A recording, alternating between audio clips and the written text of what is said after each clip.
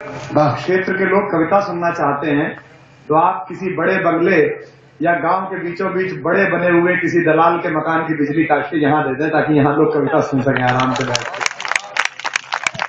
चार पंक्तियां सुनाता हूँ, सुनेगा। अब मुझे बताइएगा थोड़ा जाग कर।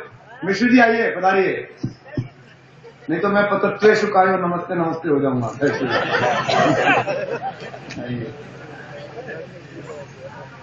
विराजिए आप। अब आप सही आ गए, अब आप दक्षिण पंथ में आ गए, पहले आप वाम पंथ में बैठे हुए थे मेरे, तो मुझे समझ में नहीं आ रहा था कि आदमी तो दक्षिण पंथ में है और वाम पंथ में क्यों बैठे हुए हैं। लेकिन आजकल देश की राजनीति में पता नहीं चल रहा है कौन वाम पंथ में कौन दक्षिण पंथ में। अभी कोई मुझसे कह रहे थे पीछे सज्जन के, बोले था वंशवाद के खिलाफ लड़ाई। मैंने कहा देखिए भैया, वंशवाद के खिलाफ तो लड़ाई कई लोग लड़ रहे हैं। आज हमारे कुछ राष्ट्रवादी मित्रों ने, रामविलास पासवान जी, उनकी पत्नी, उनके भाई और उनके पुत्र, चारों को टिकट देकर वंशवाद के खिलाफ लड़ाई शुरू की। हम उनको बहुत बहुत बधाई देते हैं। तो चार पंक्तियां सुना रहा हूं, सुनेगा। अब पहली पंक्ति सुना रहा हूं कि कोई पत्थर की मूरत है, किसी पत्थर में मूरत है। दाद मिले आपकी, वहां मिले। कि कोई पत्थर की मूरत है, किसी पत्थर में मूरत है। लो हमने देख ली दुनिया जो इतनी खूबसूरत है। जमाना अपनी समझे पर मुझे अपनी खबर ये है। रोक कर देखिए ना, आपकी तालियां रुकेंगी ना आधी पंक्ति जो मैं आपके मुंह से खींच लूंगा। प्रयास कर रहा हूं आप सब सार्थक हो जाएंगे मेरे साथ। जमाना अपनी समझे पर मुझे अपनी खबर ये है। तुझे मेरी जरूरत है, मुझे तेरी, तुझे मेरी जरूरत है, मुझे तेरी जरूरत है। और चार पंक्तियां सुना रहा हूं, निवेदन करता हूं, युवाओं को विशेष रूप से समर्पित करता हूं। श्रृंगार का कवि हूं, मोहब्बत जी है और मोहब्बत लिखता था, लिखता रहूंगा। लेकिन मेरा मानना है कि जब आपकी माँ की ओढ़नी तार हो, उस समय महबूबा की जुल्फों में गजरे बांधने की बजाय माँ की ओढ़ने की चिंता करनी चाहिए, उसके चिंता करनी चाहिए। लेकिन फिर भी अपने पुराने तेवर की कुछ चीजें आपको सुना रहा हूं, निवेदन करता हूं कि कोई कब तक महज सोचे, कोई कब तक महज गाए, कोई कब तक महज सोचे, कोई कब तक महज गाए। इलाही क्या ये मुमकिन है कि कुछ ऐसा भी हो जाए। इलाही क्या ये मुमकिन है। कवि की मर्यादा इसी में है कि वो सब बातें कह दे लेकिन उसके इंगित बोले, उसका शब्द ना बोले। तो मैं जो कहना चाह रहा हूं वो युवा मेरे समझ जाएंगे तो अंदर तक सिहर जाएंगे इस सोच के साथ, और महसूस करके देखना। इलाही क्या ये मुमकिन है कि कुछ ऐसा भी हो जाए। मेरा मेहताब उसकी रात के आगोश में पिघले, मेरा मेहताब उसकी रात के आगोश में पिघले। मैं उसकी नींद में जागूं, वो मुझ में घुल के सो जाए। मैं उसकी नींद में जागूं, वो मुझ में घुल के सो जाए। कि बहुत बिखरा बहुत टूटा, थपेड़े सह नहीं पाया। बहुत बिखरा बहुत टूटा, थपेड़े सह नहीं पाया। हवाओं के इशारों पर मगर मैं बह नहीं पाया। हवाओं के इशारों पर। पॉलिटिकल पंडित बोले कि कुमार विश्वास पागल हो गया है। दिल्ली में 7 में से 6 सीट जीत रही है, दूसरी रैंकिंग का लीडर है, आराम से पार्लियामेंट पहुंच जाए 11 बजे। मैंने कहा बिल्कुल ठीक कह रहे हो, पागल हो गया है। तो मैं खुद ही कहता रहा हूं कि पागल समझता है कोई दीवाना समझता है, इतने दिन से कह रहा हूं, इसमें क्या बात है। मैंने उस पत्रकार को कहा मित्र, लड़ाइयां इस बात पे इतिहास में रेखांकित नहीं होती कि जीता कौन और हारा कौन। लड़ाइयों में इतिहास इस बात से आपको याद करता है कि युद्ध में आपने गोली छाती पर खाई कि पीठ पर खाई। इसलिए मैं वहां से ले रहा हूं, सब कह रहा हूं, निवेदन करता हूं कि बहुत बिखरा बहुत टूटा, थपेड़े सह नहीं पाया। हवाओं के इशारों पर मगर मैं बह नहीं पाया। अधूरा अनसुना ही रह गया यूं प्यार का किस्सा। जितने भी हाथ हैं उत्साही और संभ्रांत सब इस बार खुल जाएंगे। अधूरा अनसुना ही रह गया यूं प्यार का किस्सा, कभी तुम सुन नहीं पाई, कभी मैं कह नहीं पाया, कभी तुम सुन नहीं पाई, कभी मैं कह नहीं पाया। और कुछ पंक्तियां सुनाता हूं आपको, बहुत प्रसिद्ध है। इनमें कविताओं जैसा तो कोई सार्थक बात नहीं है जो मैं सुनाने जा रहा हूं, लेकिन समय ने इन्हें चुन लिया अपनी धुन के रूप में, और ये सबके साथ होता है। ये इस पर कोई गर्व नहीं करना चाहिए। अगर इंडिया टुडे ने छापा कि मैं देश का सबसे महंगा कवि हूं, तो इसमें कोई मुझे क्या अहंकार हो। मेरा कितने दिन का जीवन है, उसने कितना लिखा होगा, 44 हो गया, 50 और लिख दिया होगा, 55 और लिख दिया होगा, इससे आप थोड़ी लिखा होगा। उसके बाद कोई और आएगा, कल कोई और था। मेरा बड़ा खलीफा कह गया है साहिर, कल और आएंगे नगमों की खिलती कलियां चुनने वाले, हमसे बेहतर कहने वाले, तुमसे बेहतर सुनने वाले। ये तो कालो निरवधि विपुला चक्रधुरी, काल की कोई अवधि नहीं है और पृथ्वी की कोई सीमा नहीं है।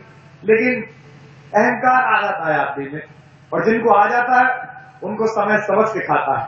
जहां मैं खड़ा हूं यहां भी कुछ लोगों को अहंकार है, इस लोकसभा में भी कुछ लोगों को अहंकार है।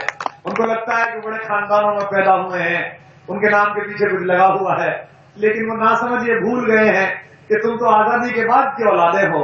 आजादी से पहले जिन अंग्रेजों का सूरज नहीं डूबता था, उनके वायसराय के कपड़े हिंदुस्तान के बैंड बाजे वाले पहनते हैं। तो काल समय किसी को नहीं छोड़ता, समय का सौता सबकी उम्र की सुपारी काट देता है। तब मैं कुछ पंक्तियां पढ़ रहा हूं जो मुझसे ज्यादा लोकप्रिय हुई। इसमें सब उसका विधान है, मेरा कोई कौशल नहीं है, बहुत सामान्य सी बातें थी। मैं सुना रहा हूं कि कोई दीवाना कहता है, कोई पागल समझता है। बेनी प्रसाद जी ने तो अब कहा कि कुमार विश्वास पागल है। मैं तो खुद ही कह रहा हूं इतने साल से कि मैं पागल हूं। मैं तो पहले से ही कहता हूं। संसद में अटल जी की सरकार थी और उसके बाद दूसरी सरकार आई यूपीए की, तो खरीद फरोख्त प्रारंभ हुई। इतने सारे नोटों के गड्ढे सांसदों ने लहराए कि साहब हमें ये कांग्रेस ने दिए। कांग्रेस वाले बोले कि हमने नहीं दिए, इनके ही होंगे। वो बोले कि हमारे नहीं है, वो बोले कि हमारे नहीं है। मैंने उसी दिन रात को कवि सम्मेलन में कहा था मेरे हैं, मुझे दे जाओ, मुझे किसी ने दिए। तो मैं तो तुमसे कह रहा कि कोई दीवाना कहता है, कोई पागल समझता है, मगर धरती की बेचैनी को बस बादल समझता है। मैं तुझसे दूर कैसा हूं, तू मुझसे दूर कैसी है। खामोश मत रह जाना, क्योंकि यही पेमेंट है जो आप करने वाले हैं। मैं तुझसे दूर कैसा हूं, तू मुझसे दूर कैसी है। ये तेरा दिल समझता है या मेरा दिल समझता है। ये चादर सुख की मौला क्यों सदा छोटी बनाता है। दर्शन पढ़ रहा हूं। ये चादर सुख की मौला क्यों सदा छोटी बनाता है। सिरा कोई भी थामूं दूसरा खुद छूट जाता है। सिरा कोई भी थामूं दूसरा खुद छूट जाता है। तुम्हारे साथ साथों में जमाने भर में रुसवा था। अब जो समझ जाए उनके हाथ उठाए अगली पंक्ति पर। तुम्हारे साथ साथों में जमाने भर में रुसवा था, मगर अब तुम नहीं हो तो जमाना साथ जाता है। मगर अब तुम नहीं हो तो जमाना साथ जाता है। एक बात और बता दूं मंच के कवियों को, राजनीति के प्रति स्पृहा मत रखिए। मैं अपना डिमोशन करा रहा हूं। अच्छा खासा काम था, नौकरी चल रही थी, 20-30 लाख रुपए महीने कमाते थे। अब 1 लाख रुपए की सैलरी मिलेगी और 100 गालियां, क्योंकि इन्होंने इतना गोबर कराया कि लीपने में मेरे 5 साल लग जाएंगे अमेठी में। मैं ये नहीं सोच रहा कि चुनाव कैसे जीता जाएगा, वो तो जीत लिया जाएगा, वो तो कोई दिक्कत नहीं है। पूरी अमेठी में गांव गांव लहर है, सब जान गए। पर काम इतना है कि आप करोगे क्या, ये होगा कैसे इतना सारा। लेकिन इसमें एक बात मैं मिश्र जी आपकी उपस्थिति में कहता हूं, कभी जन्म और मृत्यु के भय से बाहर है। नास्ति येषाम यशः कायः जरा मरण जम भयम और छोटे बच्चे जो हमारे छोटे भाई बहन बैठे हैं, हमारी माएं, भाभियां और बेटियां बैठी हैं, ये छोटे बच्चे और मैं और आप जब छठी की क्लास में गए इतिहास की में, तो गुरुजी ने पढ़ाया, बाबर कहता था, अकबर कहता था, सिकंदर कहता था, नेहरू जी कहते थे, पढ़ाया। लेकिन जब आप साहित्य की क्लास में गए तो गुरुजी ने पढ़ाया, इस पद में कबीर कहते हैं, मीरा कहती हैं, सूर कहते हैं, ये नेता मर जाते हैं, कभी जिंदा रहता है, वो सदियों तक रहता है। इसलिए 4 पंक्तियां पढ़ा कि मोहब्बत एक एहसासों की पावन सी कहानी है, कभी कबीरा दीवाना था, कभी मीरा दीवानी है, कभी कबीरा दीवाना था। ले ऐसे पत्थर से चेहरे थे। जब मैं 2 महीने पहले अमेठी आया, बाजार से निकलता था तो दुकान के अंदर बैठा हुआ आदमी चुपचाप बैठता था, बस मुस्कुराता था मुझे देख के। मुझे लगता था यहाँ कैसे काम होगा, ये तो इतने डरी हुई जगह है। अभी 2 महीने हुए हैं, मैं अमेठी के बाजार से निकलता हूँ, जगदीशपुर के बाजार से निकलता हूँ, ट्रैफिक ज्यादा हो जाता है, लोग दुकानें छोड़ के आए थे, भैया बहुत अच्छा चल रहा है, भैया सब साफ है, भैया चिंता ना करिए, क्योंकि ये भय खुलता है। हम जिनके घर में पैदा हुए हैं, हम इन 2-4 लफंगों के डंडों से डर जाएंगे? हम उनके घर में पैदा हुए हैं जिन्होंने जलियांवाला बाग में अपने बाप को, अपनी मां को अंग्रेजों की गोलियों से आहत होते हुए देखा, और 15 साल के उस हिंदुस्तानी शेर में 45 दिन पानी के जहाज में सफर किया, लंदन गया और जाकर जनरल डायर के खानसामे की नौकरी की, उसका खाना बनाया शहीद उधम सिंह ने, और उसको 7 महीने तक रोटी खिलाई। और ऐसी ही एक सभा में जब जनरल डायर हिंदुस्तान के खिलाफ भाषण दे रहा था, तब सामने से खड़े होकर उसके सीने में 3 गोलियां मारी। और जब अंग्रेज जज ने पूछा, एक महिला जज थी, उसने पूछा, मिस्टर उधम सिंह, तुम तो इनके घर में नौकरी करते थे, इसको जहर देकर मार सकते थे, भरी सभा में गोली क्यों मारी? तो उसने कहा, हिंदुस्तानी शेरनी का बेटा हूं, ना पीठ पर वार करता हूं, ना पीठ पर वार खाता हूं, इसलिए यहां तक आया। अब तुम क्या कर रहा है? कभी कबीरा दीवाना था, कभी मीरा दीवानी है, मोहब्बत एक एहसासों की पावन सी कहानी है, कभी कबीरा दीवाना था, कभी मीरा दीवानी है। यहाँ सब लोग कहते हैं मेरी आंखों में आंसू है, जो तू समझे तो मोती है, जो ना समझे तो पानी है, जो तू समझे तो मोती है। इसमें क्या आचार संहिता लगेगी? मैं वोट थोड़ी मांग रहा हूँ, मैं तो बता रहा हूँ कि तू समझे तो मोती है, ना समझे तो पानी है। भाई इसमें क्या है? अब आपकी समझाइश में कि सीपी में पढ़ा कि नहीं पढ़ा। 4 पंक्तियां और पढ़ रहा था, एक 4 पंक्तियां और पढ़ता हूं कि कोई खामोश है इतना, उड़ाने भूल आया हूं। कल बहुत पानी गिरा और मेरे को जिस गांव में जाना था मैं उससे पहले कहीं रुक गया, बहुत पानी गिरा, तो मुझे भवानी दादा की पंक्तियां याद आई, बहुत पानी गिर रहा है, आज पानी गिर रहा है, घर नजर में तिर रहा है। तो मैंने ट्विटर पे लिखा, बहुत पानी गिर रहा है, फेसबुक पे लिख दिया मोबाइल से। तो मेरे घर में मेरी पत्नी ने पढ़ लिया, तो मेरी बेटी ने फिर फोन किया, आर यू मिसिंग होम, आप घर को मिस कर रहे हो?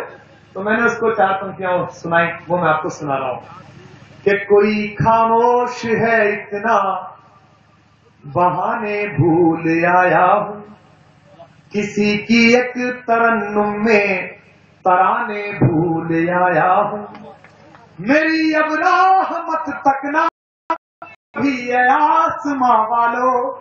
अब पंक्ति संभालें, मेरी अब राह मत तकना कभी है आसमां वालों, मैं एक चिड़िया की आंखों में उड़ाने भूल आया हूं, मैं एक चिड़िया की आंखों में उड़ाने भूल आया हूं। और 4 पंक्तियां सुनिए कि समंदर पीर का अंदर है। विश्वा जी यकीन मानिए, मैंने इतनी सारी कविताएं बिना रायते के और बिना पेमेंट के कभी नहीं सुनाई। कि समंदर पीर का अंदर है लेकिन रो नहीं सकता, ये आंसू प्यार का मोती है इसको खो नहीं सकता, मेरी चाहत को दुल्हन तू बना लेना, मगर सुन ले।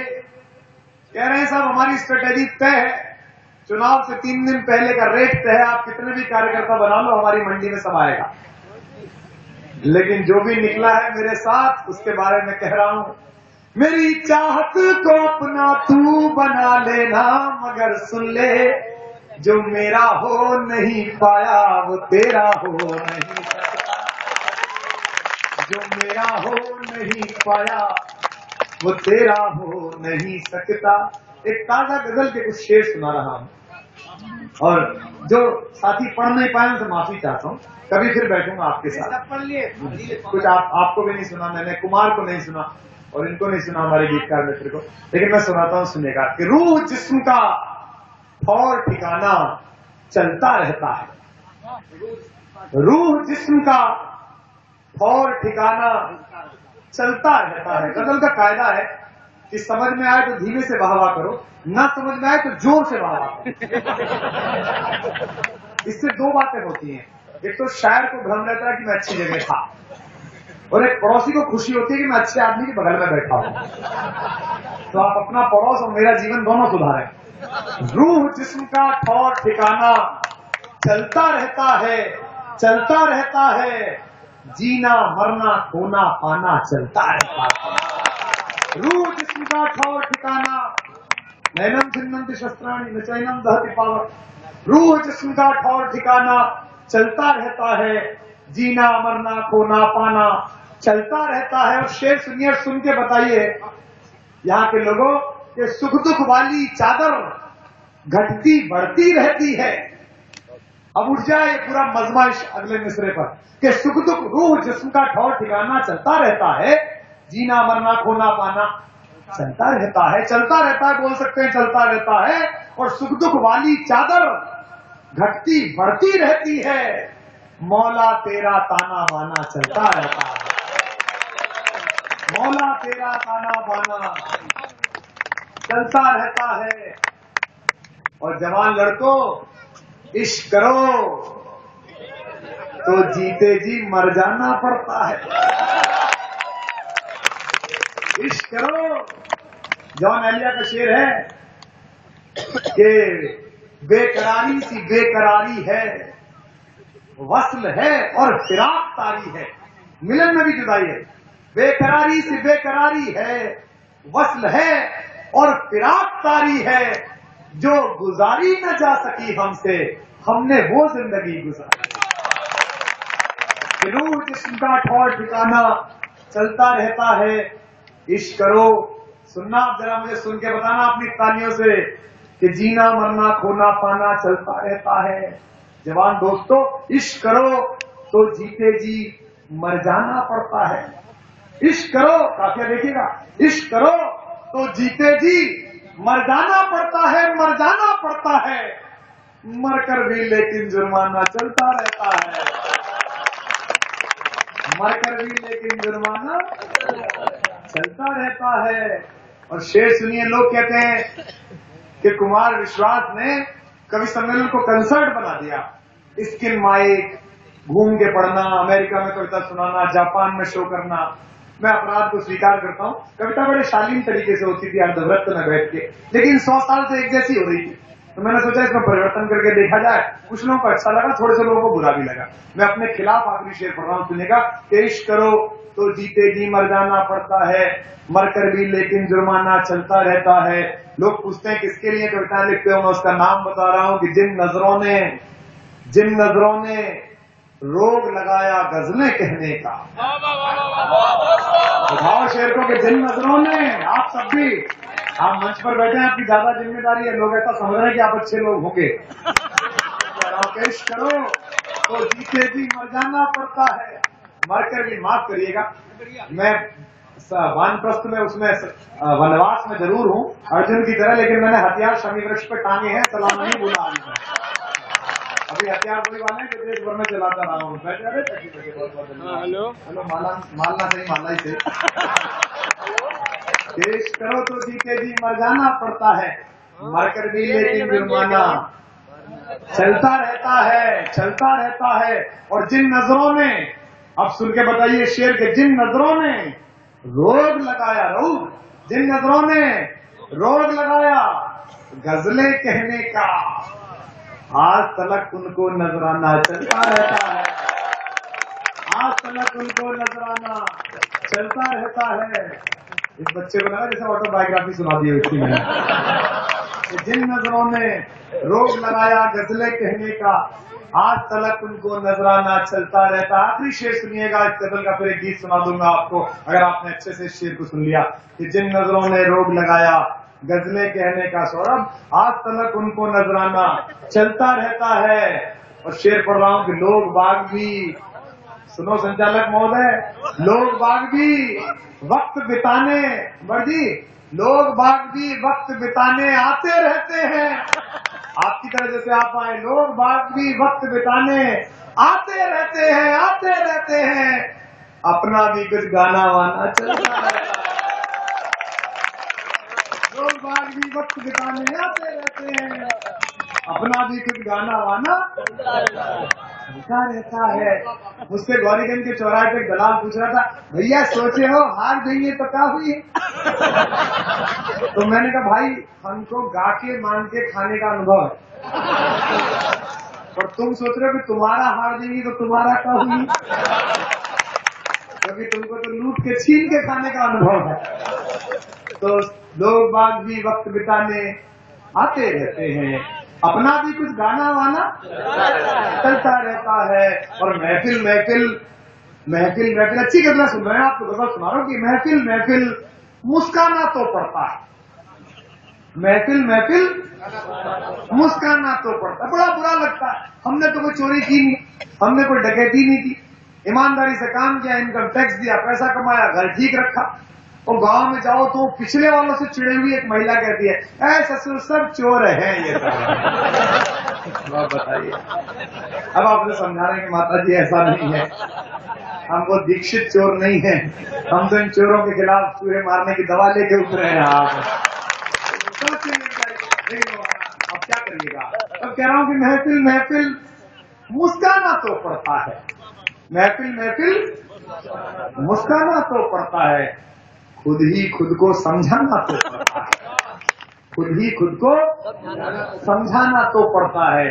और प्रक्रिया बता रहा हूं, इस कस्बे में, इस कस्बे नुमा गांव में जो बच्चे पैदा हुए, वो इंटरनेट फेसबुक देख के ये मत सोचना कि जो कलकत्ता में पैदा हुआ, दिल्ली में पैदा हुआ, उसके 4 आंखें हैं, उसकी बल्कि आधी खुली हुई है, तुम्हारी दोनों खुली हुई है ठीक ठाक। अगर आप कस्बे और गांव में पैदा नहीं हुए तो आप हिंदुस्तान का 1/3 रस आप जानते ही, आपको पता ही नहीं। ये जो तेज कल्चर है हमारे लड़कों की नई व्हाट्सएप वाली, जिसमें तुरंत सब कुछ सेट हो जाता है, ये उस इंतजार का मजा क्या जाना जो चबूतरे पे किया जाता है।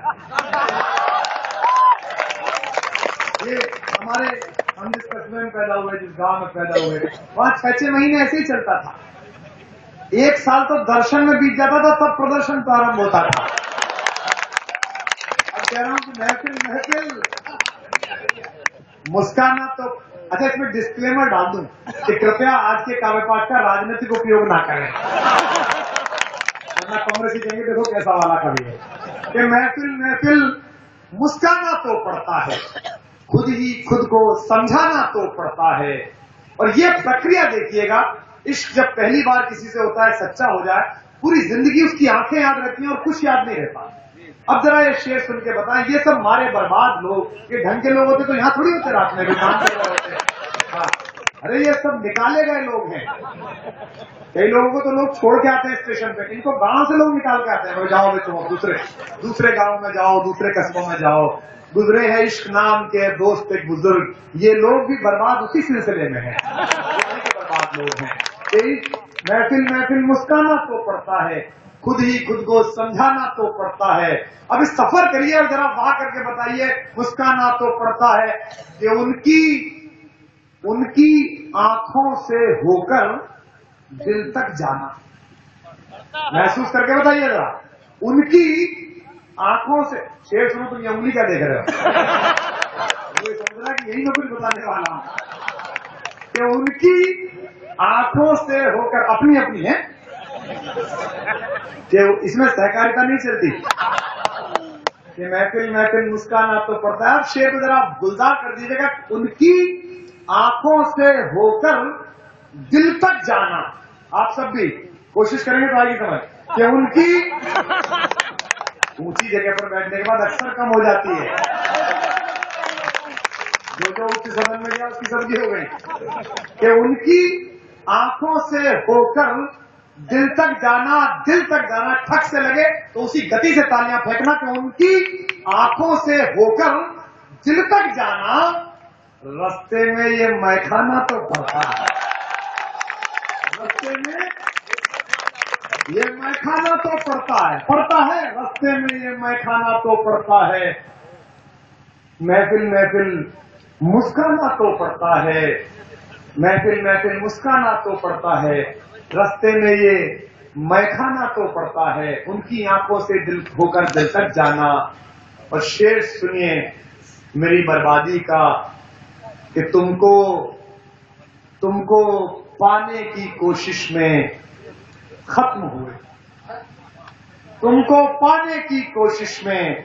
मेरे बहुत करीबी दोस्त आज इन दिनों यहाँ पर है, मेरे बचपन का साथ दोस्त यहाँ पर है रऊफ, हम दोनों ने बचपन साथ बिताया है। वो कहता है कि तू बहुत बड़ी बातों में खुशी नहीं होती तुझे, बहुत बड़ी बड़ी उपलब्धि मिल जाए तो अच्छा नहीं लगता। टाइम मैगजीन की पत्रकार आ रही है कल इंटरव्यू लेने, टाइम दुनिया की सबसे बड़ी मैगजीन है, बोले तुझे खुशी नहीं हुई। मैं शेर सुना रहा हूं, सुनेगा कि महफिल महफिल मुस्काना तो पड़ता है। जो ढाके के पीछे का दर्द समझ पाते हो वो इस बार ज्यादा तालियां देंगे कि तुमको पाने की कोशिश में खत्म हुए। इश्क में इतना जुर्माना तो पड़ता है, इश्क में इतना जुर्माना तो पड़ता है। महफिल महफिल मुस्कुराना तो पड़ता है, खुद ही खुद को समझाना तो पड़ता है। एक गीत मैं आपको सुना दूं अगर आपकी आज्ञा हो, और वो विशेष रूप से अमेठी के लिए सुना दूं। अभी इंडिया टुडे ने एक पंचायत की, अभी ये कॉन्क्लेव कर रहे हैं वो 7 तारीख को, मुझसे कह रहे हैं कि आप आ जाइए। मैंने कहा भाई मैं अमेठी नहीं छोड़ूंगा। बोले नहीं आपको बड़ा फायदा होगा, अमेठी में लोग देखेंगे। मैंने कहा लाइट होगी तो देखेंगे। पहले तो लाइट ले आऊं, उसके बाद कॉन्क्लेव में आऊंगा, फिर दिखाऊंगा कि मैं हूं कॉन्क्लेव में। तो मैं पिछली बार जब गया तो मुझसे अंग्रेजी के एक पत्रकार ने पूछा, who are the guys managing your election? वो लड़के कौन है जो तुम्हारा इलेक्शन मैनेज कर रहे हैं? तो मैंने कहा they are the local people, इलाके के लोग हैं। तो अंग्रेजी का पत्रकार बोला देसी बॉयज। अमेठी के लोग बोले देसी बॉयज। मैंने कहा यस देसी बॉयज। तो उसने मुझसे कहा दैट इज टफ, बहुत मुश्किल है, because RG show will be manage by foreign people. RG मतलब जानते हो रागा, आरजी सांसद जी आपके, जिनके बारे में भाई साहब ने एक पवित्र शब्द कहा था हमारे किशोर जी। तो आरजी का जो मैनेजमेंट है वो विदेशी लोग कर रहे हैं। जापान की एक कंपनी कर रही है इस बार, 500 करोड़ रुपए में चुनाव लड़वाया जाएगा अमेठी में, ऐसा अखबार में भी था। तुम्हारा काम ये देसी लड़के कर रहे हैं, छतों के, अरे आ जाओ बैठो यार, छतों के, भादर के और भेटुआ के ये लड़के कर रहे हैं। उन्होंने देसी लोग आपका चुनाव लड़वा रहे हैं। तो देसी और विदेशी के बीच में अंतर। और मैं अक्सर कहता हूं लोगों से, बैठो रऊफ में, ये रऊफ भाई है, हम लोग साथ साथ बर्बाद हुए। किसी को ये कल बता रहे थे कि हम लोग एक साथ पढ़ते थे। मैंने कहा इसको ये कहूं कि हम लोग एक साथ थे, क्योंकि पढ़ते तो मैं ऐसा क्यों होता और तुम ऐसे क्या होते। तो बोले आपका देसी लड़के चला रहे हैं, उनका विदेशी चला रहे हैं, तो आप कैसे जीतेंगे? तो मैंने एक गीत में आपको सुना देता हूं देसियों के लिए। हम जो देसी लोग हैं, हम में क्या क्षमताएं हैं, सुनिए और आपको पसंद आएगा। राष्ट्रवाद इसमें छलकेगा, बिल्कुल सच्चा राष्ट्रवाद छलकेगा इसमें। मेरा राष्ट्रवाद बिल्कुल अंदर तक शुद्ध सात्विक राष्ट्रवाद है। अब मैं सुना रहा हूं आपको, सुनिए। कि एशिया के हम परिंदे, आसमां है हद हमारी। अगली पंक्ति में 2 शब्द इस्तेमाल कर रहा हूं, मुझे बाहर करके बताने में सुनिए। कि एशिया के हम परिंदे, आसमां है हद हमारी। जानते हैं चांद सूरज, जिद हमारी जद हमारी। जानते हैं चांद। माता अंजलि को ब्रेकफास्ट बनाने में देरी क्या हो गई कि वो ब्रेकफास्ट में सूरज ही खा गए। तो 33 करोड़ देवताओं ने जब आई एम सॉरी बोला तब प्रभु ने मुंह खोला, वरना अंधेरे नहीं होता कभी सम्मेलन आज का। ये इनका लिफाफा ये ले जाते और उनका लिफाफा नरकंकाल। तो ये तो हमारा वो समय था कि जानते हैं चांद सूरज जिद हमारी जद हमारी। आपका इतिहास पढ़ रहा हूं, मुझे बताते चलना कौन लोग इतने प्रांजल हैं। हम वही जिसने समंदर की लहर पर बांध साधा। नदी पर नहीं माना हमने समंदर में माना। दुनिया की किसी जाति प्रजाति की औकात नहीं थी कि समुद्र पर पुल बना कर दे। ये हमारे इसी अवध प्रांत के एक वनवासी बेटे ने बनाया, जो घर से निकला तो रास्ते में राजाओं के पास नहीं गया, मल्लाहों के पास गया, रिक्शों के पास गया। दिल्ली का मीडिया पूछता है कि अवध में आपको खाना कैसे मिलता है। आज इनके पंडित जी के घर खीर मिली है, गाय का दूध भी आया, इसीलिए अपन सुना रहे हैं कि ब्राह्मण जिसका खाते हैं उसकी गाते हैं। तो मैंने कहा देखो, गांव में गरीबी जरूर है, लेकिन ये दिल्ली नहीं है, ये पश्चिम नहीं है, ये अवध है।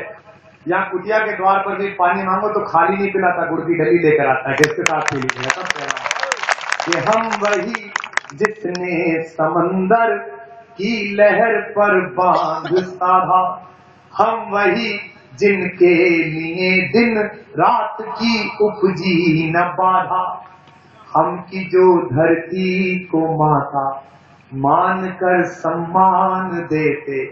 हम अकेले हैं जो माँ बोलते हैं, माता भूमि पुत्रो हम पृथिव्या। मेरे बाबा निरक्षर थे, पढ़े नहीं थे वो। गांव में जाता था छुट्टियां बिताने, तो वो सुबह उठते थे, मेरी नींद खुल जाती थी, तो सबसे पहले नीचे पैर रखते थे, फिर श्लोक पढ़ते थे। तो मैंने अपने पिताजी से पूछा, प्रोफेसर थे, मैंने कहा बाबा तो स्कूल नहीं गए, फिर ये संस्कृत में क्या बोलते हैं।